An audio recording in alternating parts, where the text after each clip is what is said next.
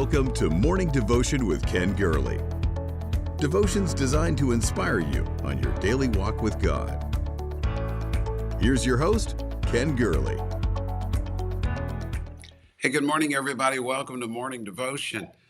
What a great day it is. I've got a jacket on. It's a little cool outside. I mean, a bitter winter here in Southeast Texas. Bitter. I think I spied a little frost out there. It's just a horribly winter day. And I'm sorry for those that are locked elsewhere. So good to see you this morning. Welcome. Welcome to the end is near, and it's my prayer. May we all finish strong. So Bill and Kirk and Deborah and Barbara, Cheryl, Terrence, Donna, thank you. Thank you for being here with us. Tuesday, December 1, 2020, morning devotion. The end is near. May we all finish strong. I do want to welcome you here today. I know that you are the ones that make this very, very special. When you join in with this every day, you make this unique. You make this an experience for others, your presence, your care, your concern, your prayers one for another, lifting each other up during this crazy season. Because I've never been more convinced than we are now that we're at the last of the last days. And I think those who deny this are either in denial or delusional, can't coast, can't step back, can't retreat to a cave, can't slack. We got to finish this thing, folks. And I am determined we're going to finish this last leg of the race well. The end is near. May we all finish strong. You know the drill. Like the page, share the page, follow the page. And thank you for being here. Donna, Shara, Kimberly, Larice, thank you. Thank you for being here. Special message at the close of this broadcast today. And I'll share it with you then. And hopefully you'll find it heartwarming and something you'll be interested in. So today is December the 1st, the first day of the last month of the year. I just want to ask you at the end of this year, are you going to stay up on New Year's Eve to midnight just to make sure 2020 has departed from us? I think so. God has seen us through 11 months of the year. You may have staggered, you may have stumbled, you may have been distracted, but let's finish this year strong. John Bisagno was a beloved pastor of Houston's First Baptist Church here. When he was a young man, his father-in-law told him that only 1 in 10 people who went into full-time ministry would still be on track by the age of 65. And John, a young man, 20 years old, disagreed vehemently and set out to prove him wrong. And so he sat down and wrote the names of 24 of his peers, 24 people who he knew were sold out to Jesus, 24 people who were fully called, committed to ministry, 24 people who John knew would never give up. It was at the age of 53, John went back and looked at his list. It had only been 33 years, not 45. He was only 53, not 65. But only 3 names remained of the original 24. Why? Because we've got trouble finishing strong. Oh, can I get a witness to that? How many of you want to finish strong? The end is near in so many different ways. How many of you want to be one of those that say we made it to the end and we not only survived, but we thrived and fulfilled the mission that the Lord called us to do? It's true in nearly every walk of life, people have trouble finishing. Over 20 years, Mark Twain wrote 3 versions of The Mysterious Stranger, but never finished a single one of them. Charles Dickens, as was the case back then, measured out the mystery of Edwin Drood in installments to a magazine. He had the audacity. Dickens had the audacity to die midway through their release. And to this day, nobody knows who the killer is. The scope and magnitude of Tolkien's unfinished work absolutely boggles the mind. His son simply went ahead and published it as it was in its unfinished state. Leonardo da Vinci was notorious in procrastinating and leaving works unfinished. The Last Supper is thought by some to not even be finished. The portrait of FDR was unfinished. He didn't do that one. The portrait of FDR was unfinished because he died midway through it. So many numerous unfinished works. Michelangelo, some buildings are started, never finished. Many things, many more things than not are started but never finished. Just witness gym memberships on January 1. Finishing is not easy. But can I say that finishing God's work in the last of the last days, it's not going to be easy either. What holds us back? I could come up with any number of things, but let me just mention a few that I've observed in this year of 2020. I think fatigue is one of them, weariness. One of the things that keeps us from finishing strong is weariness. It's that odd assortment of character in Baum's Wizard of Oz. When they finally get near to the Emerald City, they see a field of poppies, and Dorothy and the lion are overtaken by sleep, sleeping within sight of the city. Or when Christian in Pilgrim's Progress comes close to the celestial city, he was warned, beware of Forgetful Green, the most dangerous place near the city. Here's how Bunyan described it in his book. He said, beware of Forgetful Green. Many, after going some way on pilgrimage, get into this green, into this meadow, and continue here and there, falling asleep on this forgetful green and talk incoherently as men do in their sleep. But we've got a more sure word of prophecy than those fanciful stories. In the parable of the 10 virgins, 10 young ladies were part of the bridal party, and their job was to illuminate the path of the groom en route to the bride's house. We normally focus on the fact that 5 had oil, 5 did not. But notice this, all slept at the midnight hour. Oil or no oil, each is going to battle fatigue. It reminds me of Elijah. When Elijah ran away from Jezebel, he was diverted from his course. Now he's fatigued, depressed, discouraged under a juniper tree. I'm told by people who run marathons that eventually they will hit the wall, that moment where everything in them wants to just shut down. Technically, it means the runner's body has run out of glycogen, that the body's quick storage for carbohydrates. Put another way, they just ran out of gas. They didn't have the strength. It takes a supreme regimen of stamina and discipline and effort and drive to break through a wall of fatigue. I believe you've got it. Every morning you're here at 7 a.m. or later in the day whenever you can watch it. You see, the greatest temptation for me and you is going to be to step away from the course. But in this Christian life, it's not how you start that matters. It's how you finish. And I want you to finish strong. Fatigue is one factor. Fear of opposition is another. It's not that we're following a primrose path. We've got adversity facing us. We certainly do. We ought to get a t-shirt saying, I survived 2020. We've got Bible. For every open door, there are many adversaries.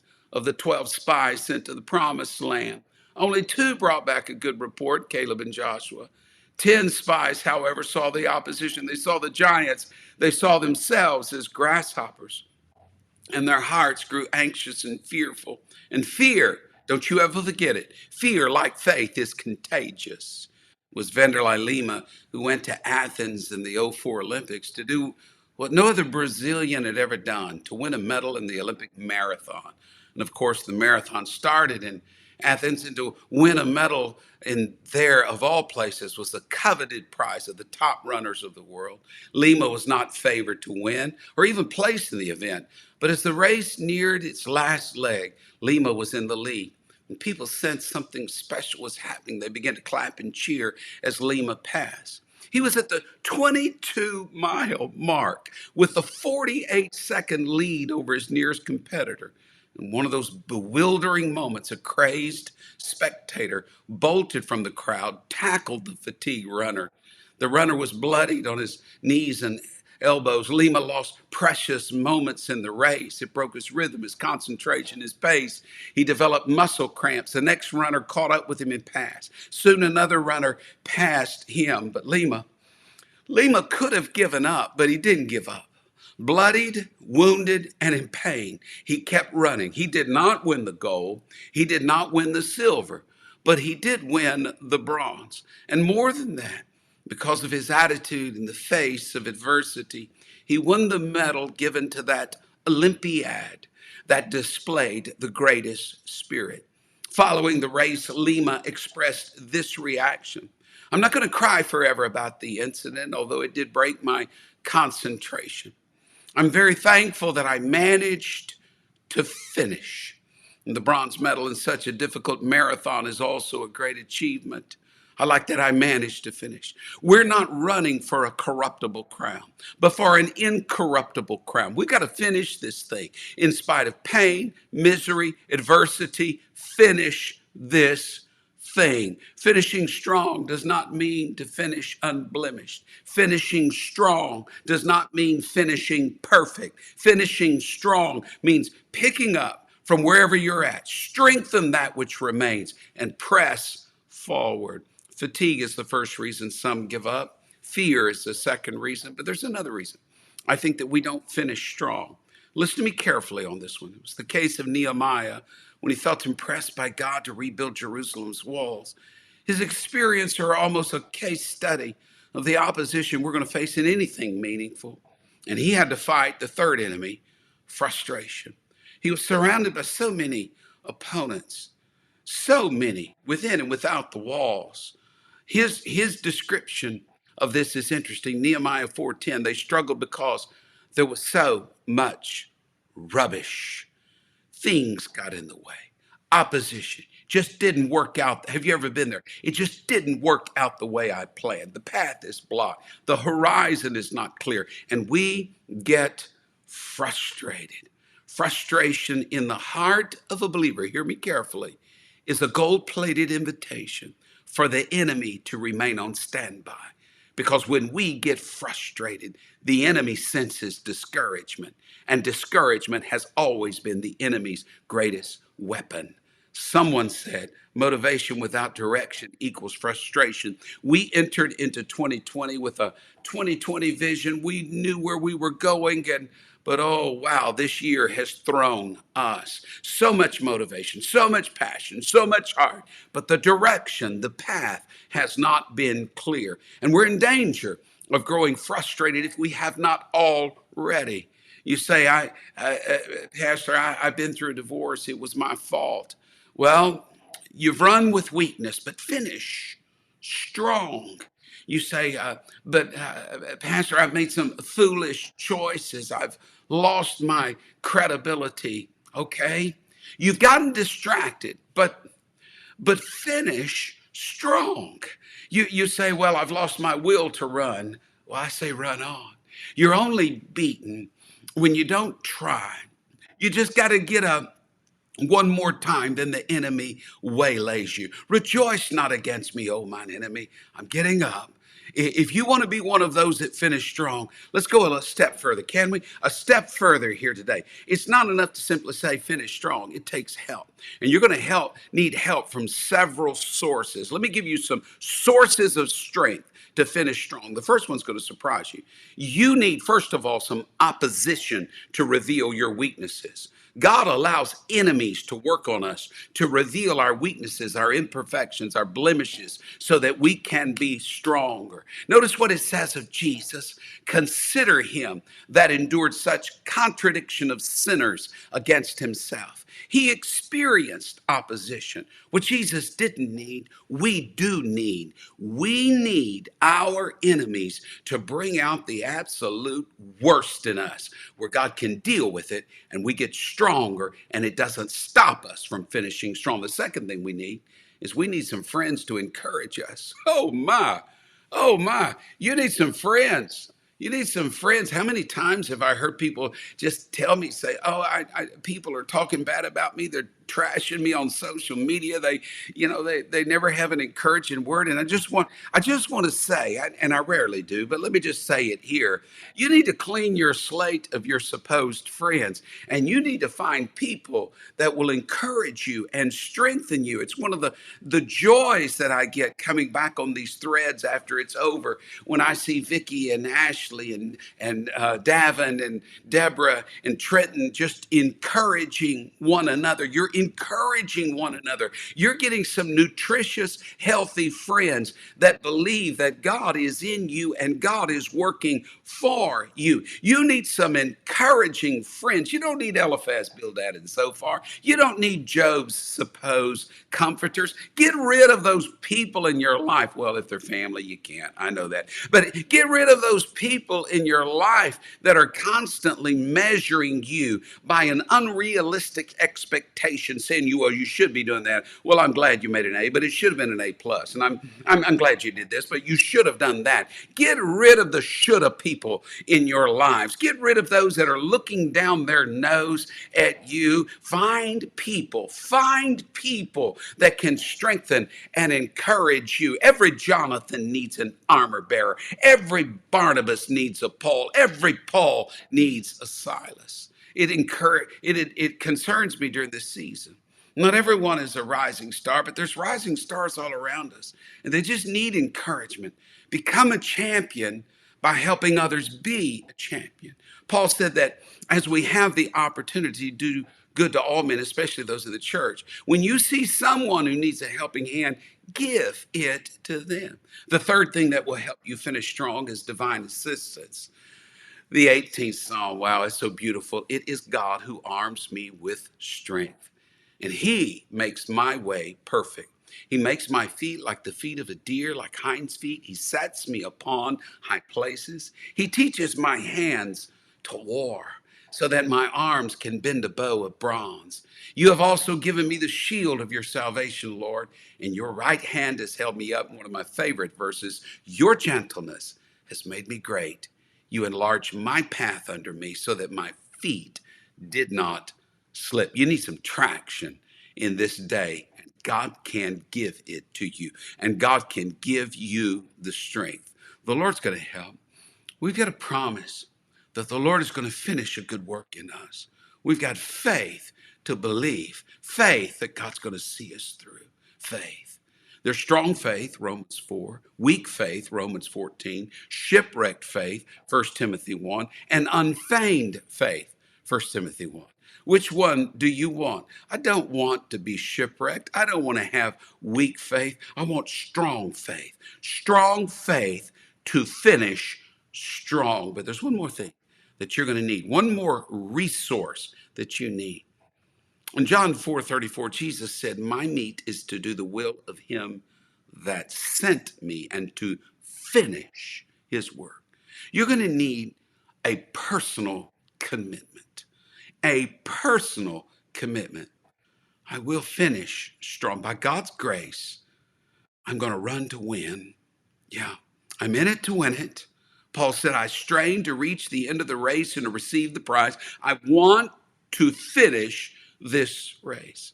It's a story of a young boy competing in a race that desperately wants to win. He's fallen down 3 times, and each time his dad's there to urge him to get up and win the race. It's a piece of prose. It's called The Race. Defeat. He lay there silently. A tear dropped from his eye. There's no sense running anymore. 3 strikes, I'm out. So why try? The will to rise had disappeared, and all hope had fled away. So far behind, so error prone, closer all the way. I've lost. So what's the use, he thought. I'll live with my disgrace. But then he thought about his dad, who soon he'd have to face. Get up, an echo sounded low. Get up and take your place.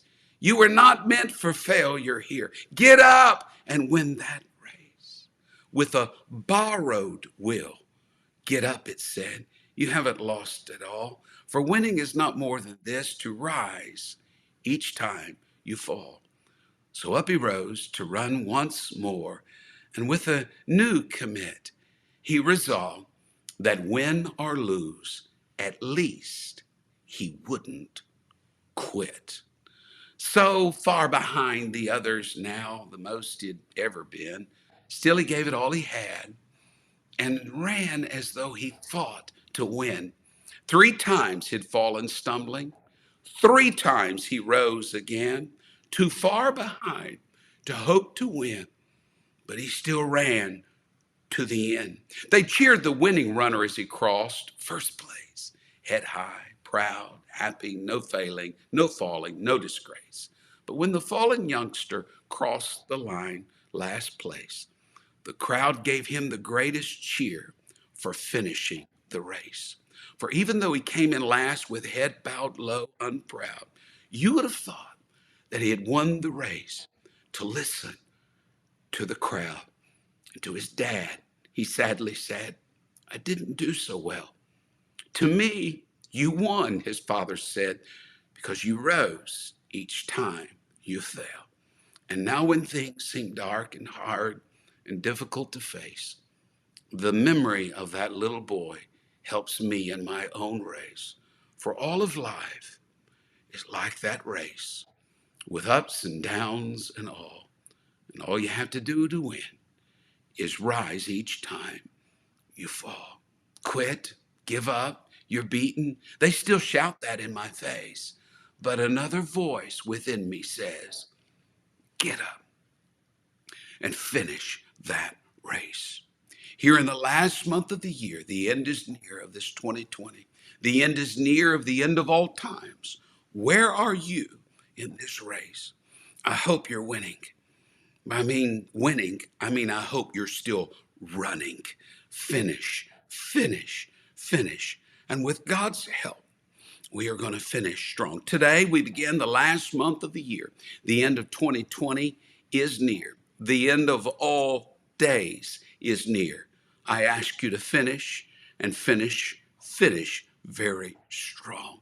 Thank you. Thank you for being a part of this. I got a special message for you now. Be sure to leave your prayer requests, share the page, like the page, follow the page, loop as many into this as possible. Let me share with you a very, very special message on this Tuesday, December 1. God bless you. This month at First Church, we have been in a series entitled Make Room, Finding Financial Freedom. After Black Friday, after Cyber Monday, we would like to introduce you to Giving Tuesday, which is a global generosity movement of simply giving back to nonprofit organizations. If you would like to give through firstchurch.com, we would like to send you a signed book on prayer just to say thank you. And to let you know where this money goes, it goes to help orphanages in India, it helps to build Bible colleges in the Philippines, it helps missionaries globally, but it also helps here locally. It helps women in crisis, it gives back to Christian Helping Hands, and it gives to those families in need during this holiday season. So we encourage you, take a moment to give on this Giving Tuesday at firstchurch.com.